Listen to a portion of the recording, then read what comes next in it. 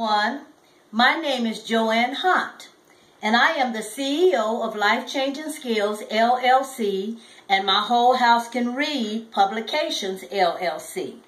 I teach anger management and I write inspirational children's books to help them overcome obstacles that they may face in their everyday lives. Today I want to read my story called Lost Puppies. It is a story about foster care, and it is a bittersweet story. But you will love it. Oh, by the way, if you want to purchase my books, go to www.lifechangingskillsllc.org. Now get comfortable and let's get started. Oh, by the way, if you already have a copy of the book, run and get it so you can read along with me. Today's story is The Lost Puppies by JoAnn Hunt, edited by Lucinda M. Theory-Riles, and illustrated by Joyce Jackson. This book is from JoAnn's heart, and it is called Lost Puppies. Hi, my name is Delma. This is a story of how I became a foster child. It is a happy ending, I promise. John and Paige Johnson had 6 puppies. They had 4 girls named Ashley, Tori, Anna, and Samantha. They had 2 boys named Michael and Andre. They lived by the beach. They were very happy. When the puppies were a little older, the family adopted a new puppy. They went to the shelter and came home with a girl. She looked like them. Her ears stood up like flowers when she saw them. They called her Flower. Flower had a loving family. She liked sleeping with her sisters at night. She played on the swing with her brothers. Her parents took them to the park to play with their friends. On family nights, they sang songs, read poetry, danced, ate food, and read books. That's them at the park. Mr. and Mrs. Johnson worked hard to care for the puppies. Mrs. Johnson stayed at home. She cooked, sewed, washed the clothes, and cleaned the house. She helped the puppies with their schoolwork. She also helped other puppies at school once a week. She taught Sunday school at church and helped people who were sick. Soon the older Johnson puppies grew up. Ashley went to other places in the world to help puppies learn to read. Tori stayed at home like her mother. Anna told the news on TV. Samantha became a doctor. Michael joined the Navy. Andre became a social worker who helped families. Flower grew up too. She married Ben, and they had 4 puppies. I am the oldest. In case you have forgotten my name, it is Delma. My sister's name is Tasha. My brothers are Corey and Sean. We had a happy family life at first. Mom stayed at home and Dad sold cars for his job. We all watched the stars together at night. The park was our favorite family outing. Dad loved to tickle Mom. She laughed so loud that everyone laughed with her. As time passed, Mom and Dad did not seem to be as happy with each other. Dad stopped tickling Mom. We did not watch the stars at night, and we did not go to the park. Dad left one day and did not come back. When anyone asked about him, Mom made up stories about where he was. Times were hard for our family. Sometimes my brothers and sisters were bad because they were sad our fathers were not with us. We all got into fights. Sometimes one or more of us ran away for a while. Mom had to handle all this by herself. When she went after the puppies who ran away, she had to leave one of us in charge of the ones still at home. Trying to take care of us without Dad made Mom tired and sad. We felt like she did not love us. We stopped loving ourselves.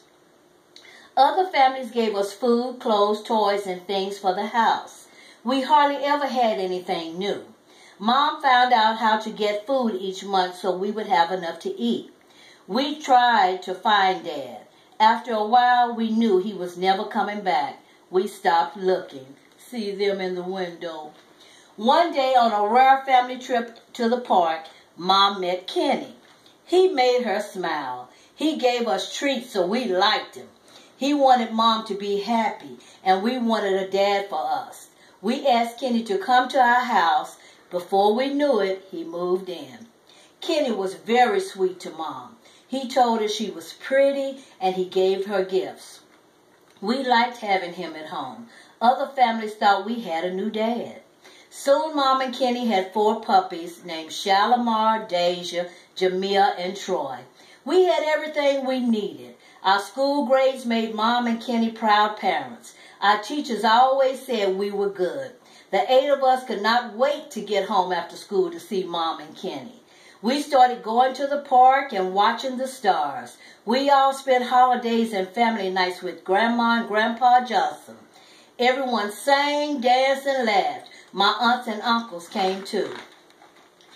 See, this is the holiday gathering. Then Kenny left one day and did not come home until the next day. When he got home, he did not greet Mom with a kiss. He did not hug us. He just walked past everyone and said, "How you doing?" Mom looked at us and hung her head down. We looked at each other and wondered if Kenny was going to leave us. Kenny started spending more nights away from home. One day he did not come back. It was over. The 4 youngest puppies cried themselves to sleep every night. They believed it was Mom's fault. Our grandparents said it was not Mom's fault. They said it was not anyone's fault. I helped Mom take care of the other puppies, and I tried to make everyone happy. Mom was very sad after Kenny left. She did not take care of herself. Tasha, Mia, and Shalimar thought if we could get Mom to go to the park, she would feel better. The fresh air and the sound of joy and laughter made things better. She played with us for the first time in months. It was a good day. While Mom was playing with us, I saw her looking at someone. It was a creepy dog. He was looking at her. She kept staring back at him. He did not walk over to her, so I did not worry about it.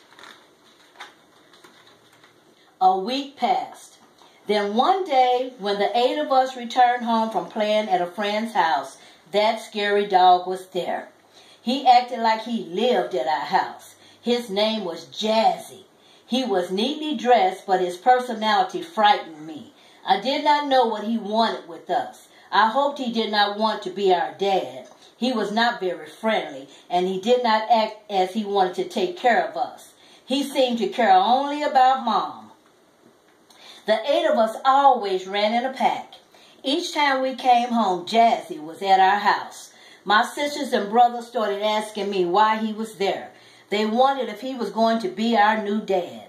I called our grandparents and asked them to talk to Mom about Jazzy.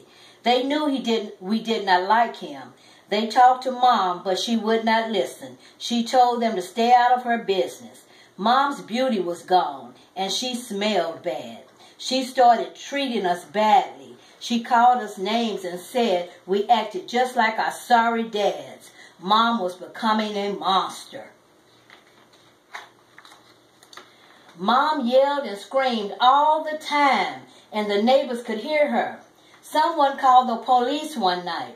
Mom told us to lie to the police when they came to the door. We could not tell them that we did not have enough food or that we did not have water to take a bath. All kinds of dogs were in our front yard, in and out. We did not know why they kept coming or what they wanted. At this point, the only times we went to the park was when I took my brothers and sisters. There were no more happy times under the stars. None of us cared about school. All we thought about was Mom. We were happy about the weekend one Friday on our walk home from school. Shalimar and Mia said we should try to get Mom to go to the park. When we got to our street, we saw neighbors in our yard and red lights. We ran to the house. Deja and Troy were crying and screaming for Mom. Officer Tracy would not let us in the house. Mr. Carson from down the street said he was calling our grandparents to come get us. See, there's the officer, and there's the guy that's going to call the grandparents. Some people carried Mom out on a bed. She had tubes coming out of her mouth and nose, and her eyes were closed. By now, we were all screaming and crying. No one let us go with her to the hospital. We all ran behind the ambulance. We were so upset we got lost. Officer Tracy saw us in the street and took us to the shelter. Mia was shaking with fear when we arrived at the shelter. We were in a strange place, and the workers separated the boys and girls. They fed us and gave us a toy and a book. We cried all night. Deja kept asking about Mom, but no one would tell us what happened to her. We felt like 8 lost puppies. Mrs. Wanda was a social worker. She talked to us the next day. She said she would need to find foster homes for us. We did not know what foster homes were. She said they were the homes where we would live until Mom was able to take care of us again. I told her I could take care of us. She told me I could not because I was a puppy too.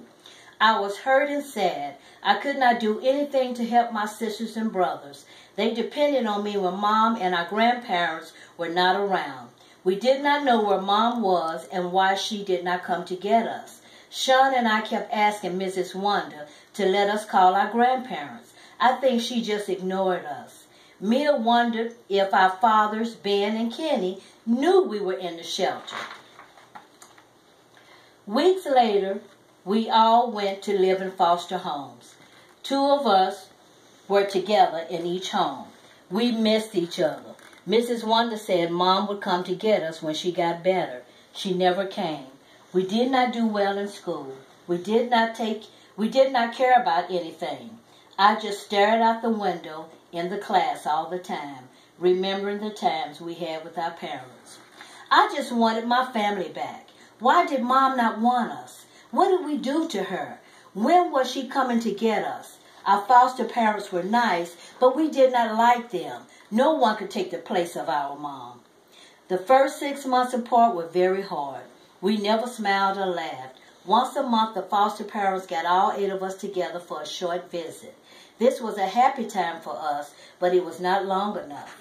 All our foster parents were worried because we did not talk and play with others. They tried different things to get us to make new friends. They signed the boys up to play football, basketball, and baseball. The girls started dance, cheerleading, t-ball, and music. I began to act out in school. I had to talk with the counselor, Mrs. Alicia. She said I was angry with Mom because she did not come back to get us. I took my anger out on everyone.